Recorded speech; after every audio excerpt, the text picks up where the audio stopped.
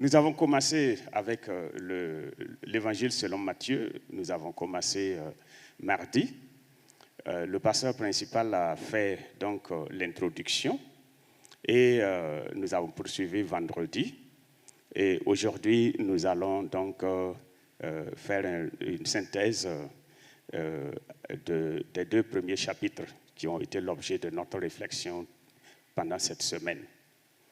Je vous invite pour cela à lire avec moi dans l'évangile de Matthieu, chapitre 1er. Nous allons lire la généalogie de Jésus-Christ.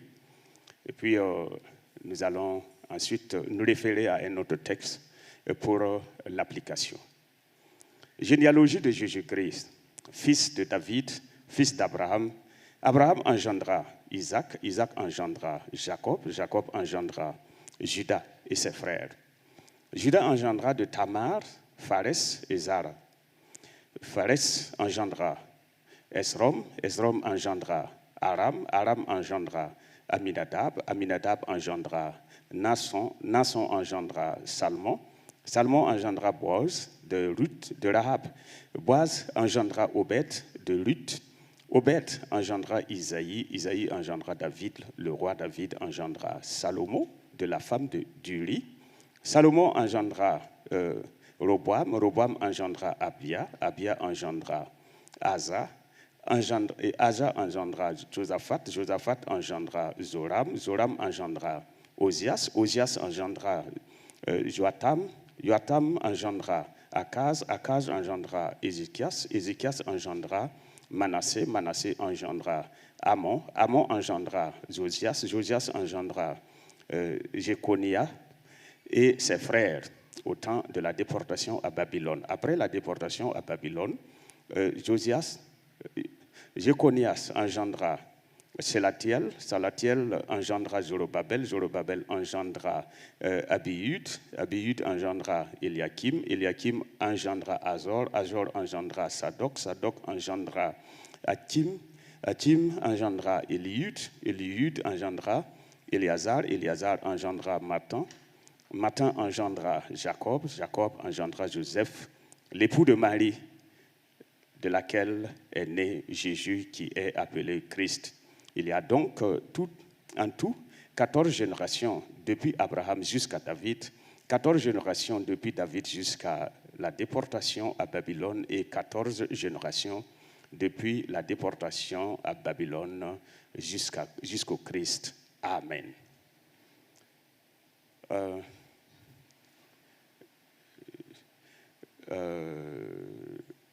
Dans les textes, je voudrais liser en plus dans la première épître de Jean au chapitre 4. Lisez le chapitre 4 à partir du verset 7 jusqu'à la fin du chapitre pour notre application. Seigneur notre Dieu, merci pour ta parole que nous avons lue. Nous savons que tu nous parles de diverses manières et je prie ce matin que par ton esprit, tu nous instruises.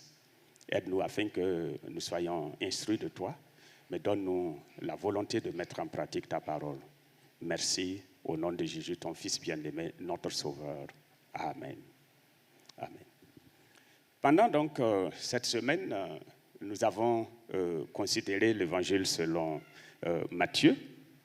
Et je voudrais rappeler, je rappelle tout simplement que l'auteur, c'est Matthieu, comme son nom l'indique. Et quand le pasteur a fait son introduction, eh bien, il a insisté sur un point, c'est que Matthieu, l'évangile de Matthieu est l'un des plus complets des évangiles. Et nous connaissons l'histoire de cet homme. Il était un péager, donc un paria. Il faisait partie de la classe des Jassés et le Seigneur l'a appelé pour qu'il soit son disciple. Et il a obéi, il a abandonné tout ce qu'il avait, il s'est levé, il a quitté sa table de péage, il a abandonné donc derrière lui ce qui faisait sa fortune et sa puissance. Parce que péager, c'était donc un employé romain avec le pouvoir de Romain. De Rome, donc pour appliquer la loi et recueillir les impôts et les taxes qu'il reversait en partie au roi de Rome. Alors, Matthieu donc, a écrit son évangile pour ceux qui étaient comme lui, des Judéens, des Juifs qui se sont convertis.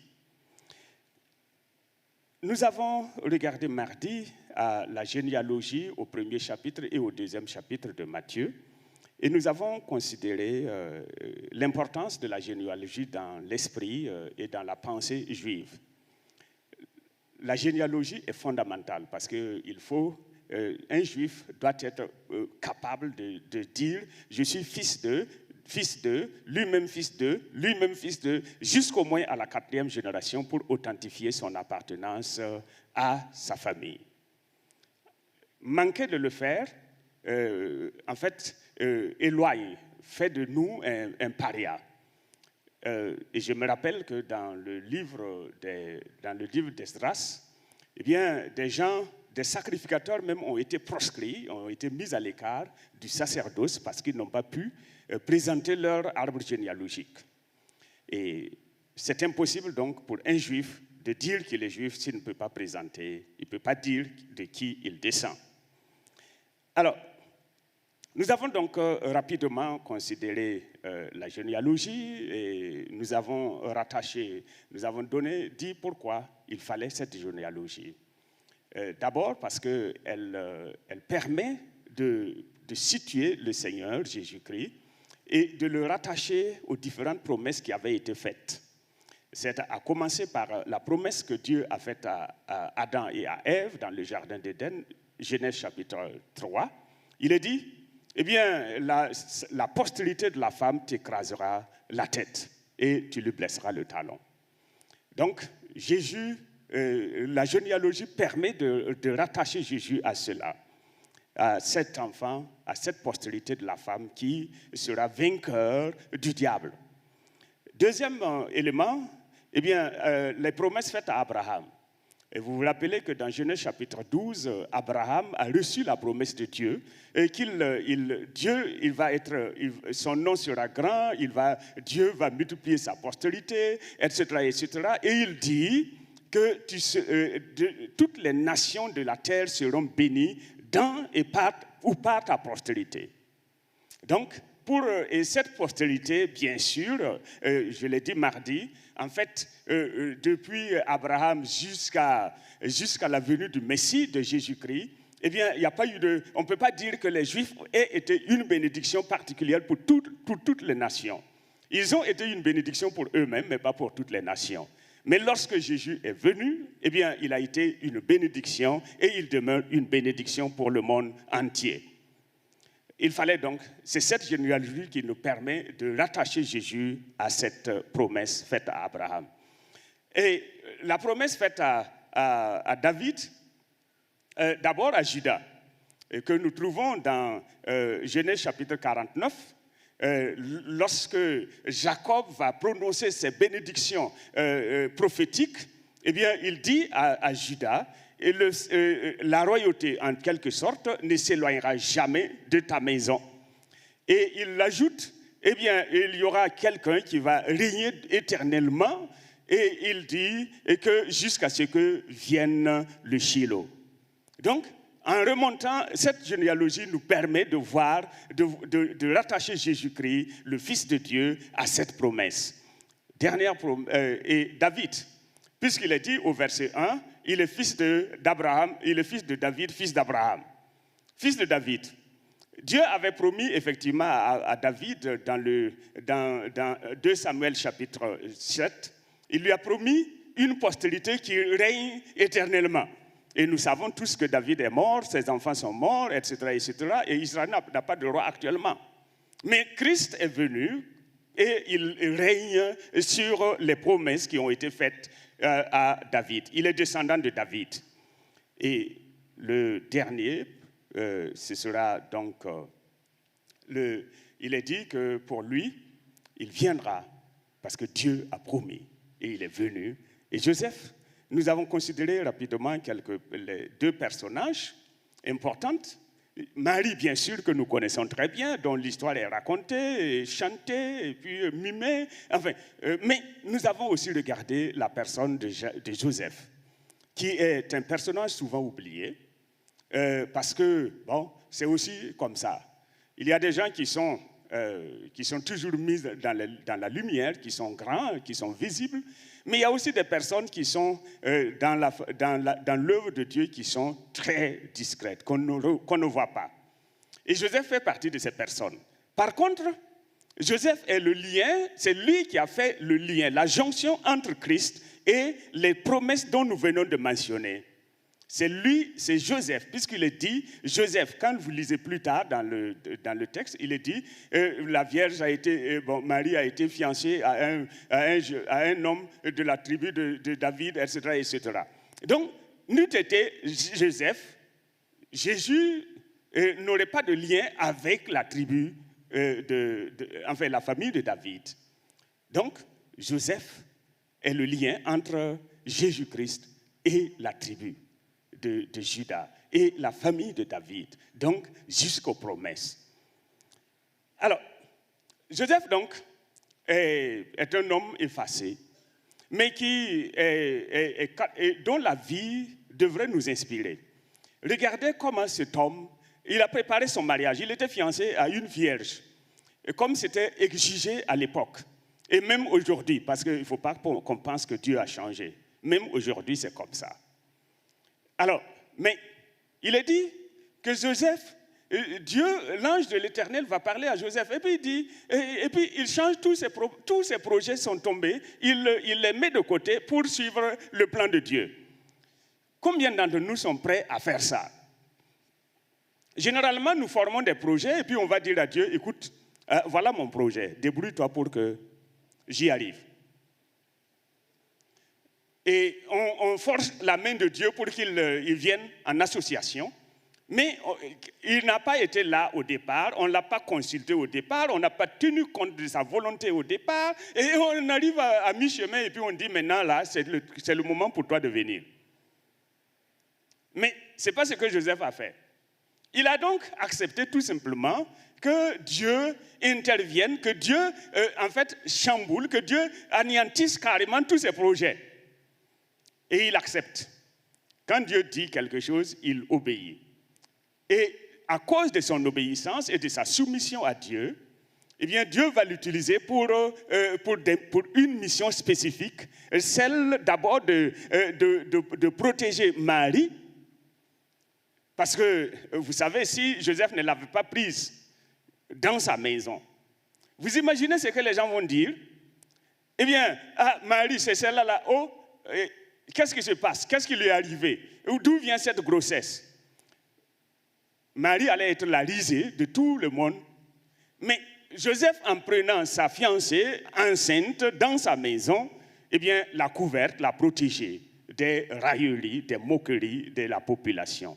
Sans oublier que même sa vie était en danger. Parce que, vous savez, la loi veut que de telles situations, on règle à coups de pierre. Ça se réglait à coups de pierre. Alors, donc, Joseph va protéger Marie. Ensuite, il va protéger Jésus quand il va naître. Il le prend, Dieu lui dit, lève-toi, prends le petit enfant, va en Égypte, il part. Ensuite, il le rappelle de l'Égypte pour qu'il revienne en Israël. Il revient et Dieu lui dit, va à Nazareth, il va à Nazareth. Il a protégé Jésus et il l'a gardé dans sa maison, il l'a nourri, il l'a soigné. Eh bien, il a pris soin de lui sur tous les plans et il l'a éduqué, il l'a instruit selon la parole de Dieu. Vous savez, quand vous lisez, il est dit de lui, à 12 ans, il a été amené au temple. Et qui l'a amené? C'est Joseph qui l'a amené. Parce que Joseph était un homme pieux qui respectait, qui observait la loi de Dieu. Et donc, nous avons dit que, eh bien, si nous devons alors, il faut qu'on suive leur exemple. Que les jeunes filles soient à l'exemple de Marie, et qu'elles se conservent pures, qu'elles veillent sur leur sainteté, la pureté de leur corps, de leur âme et de leur esprit. Pour que si Dieu a besoin d'elles, ce n'est pas pour mettre au monde un nouveau Jésus, mais pour autre chose, Parce que le plan de Dieu est merveilleux et il a toujours des choses nouvelles à opérer. Et que les jeunes gens soient aussi des hommes bons, puisqu'il est dit de Joseph, c'était un homme de bien qui ne voulait pas la diffamer. Eh bien, que nous soyons des hommes de bien, que nous ne soyons pas de ceux qui salissent les autres, que nous ne soyons pas des hommes sans miséricorde, mais que nous soyons des personnes pleines de bonté qui peuvent glorifier Dieu, mais que nous apprenions à servir Dieu dans l'obéissance et la soumission, parce que l'obéissance vaut mieux que les sacrifices. Voilà ce que nous avions dit mardi. Alors, ce matin, je voudrais tout simplement attirer notre attention sur un point. L'amour de Dieu. Nous connaissons les attributs de Dieu, n'est-ce pas? Dieu il est éternel, il est omniscient, omnipotent, omniprésent, etc., etc. Dieu est amour, dit 1 Jean chapitre 4. Dieu est amour. Alors, l'amour de Dieu transparaît à travers, dans cette généalogie. Regardez les noms que nous avons lus. Il y a des noms authentiquement juifs, mais il y a aussi des mentions spéciales qui ont été faites en face de certains noms. À commencer donc par Tamar. Il est dit que Judas, donc celui dont est descendu Jésus-Christ, il a quitté ses frères, il a abandonné, et nous en avions parlé déjà, il est allé et il a pris une femme cananéenne, Tamar. Et à cause de Dieu va régler le problème de Tamar en l'inscrivant dans la lignée. Vous savez, et quelquefois nous pensons, nous oublions que Dieu est toujours au contrôle des situations, de toutes choses. Et il peut changer le mal en bien. Il peut faire sortir du mal qui avait été projeté. Romains chapitre 8, verset 28. Il fait concourir toutes choses au bien de ceux qu'il aime. Alors, Dieu donc va prendre la situation de Tamar, et une femme de mauvaise vie, je l'ai déjà mentionné il y a 2 dimanches, et il va en faire une ancêtre du Seigneur Jésus-Christ, selon la chair, bien sûr. Deuxième nom, nous avons donc Rahab la prostituée. Rahab la prostituée. Quelle qualification. Et vous connaissez l'histoire de cette femme. Mais, parce que, quelque part, Dieu est toujours au contrôle et Dieu ne veut pas que les choses, il ne permet à personne de dévier son plan, il ne permet à personne, pas même au diable, de s'interférer et de détruire ce qu'il a conçu, ce qu'il veut faire. Dieu va utiliser la situation. Rahab va paraître dans la lignée du Seigneur Jésus-Christ. Troisième personnage, Ruth la Moabite. Ruth la Moabite. Alors, quand vous lisez dans le livre de Lévitique, de Deutéronome, il est dit que le Moabite et l'Ammonite n'entreront jamais dans l'assemblée d'Israël, jusqu'à la 10e génération et à perpétuité. Et pourtant, voilà Ruth la Moabite dans la lignée du Seigneur Jésus-Christ. Dernier nom, c'est la femme d'Uri. C'est le nom du mari, du défunt mari qui apparaît dans la ligne. Le Saint-Esprit n'a pas voulu qu'on mentionne le nom de Bershéba, mais plutôt le nom de son mari, Uri. Et nous savons que si nous lisons l'histoire, Uri est un Héthien, c'est-à-dire un rescapé des peuples que David devait détruire. Et ce rescapé-là apparaît dans la généalogie de notre Sauveur Jésus-Christ. Dieu est amour. Dieu est amour, et voilà ce qu'il fait. C'est-à-dire que même quand il est dit, la loi a condamné, eh bien, dans sa bonté et dans son amour, eh bien, Dieu change la circonstance et Dieu fait venir du nouveau. Dieu change. Il fait de nouvelles choses avec les mauvaises et avec les anciennes. Dieu est amour. Et son amour se manifeste dans l'introduction ou dans la porte ouverte pour que les nations qui étaient auparavant proscrites, qui n'avaient pas d'espérance et qui n'avaient pas de part avec Dieu, eh bien, qu'elles viennent et qu'elles aient une place dans la famille du Seigneur. Vous savez, nous sommes souvent, nous jugeons trop sévèrement certaines situations. Nous ne voulons pas entendre. Eh bien, nous ne sommes pas différents des Juifs, hein, vous savez. Quand Dieu a dit à Abraham, eh bien, ta postérité sera une source de bénédiction pour le monde entier, eh bien, ils en ont fait une affaire de tribu, d'ethnie. C'est l'affaire des Hébreux. Nous sommes Hébreux.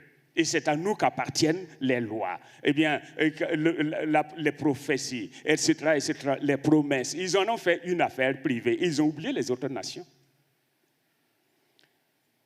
Et Dieu répétera, et il dira qu'il en sera ainsi.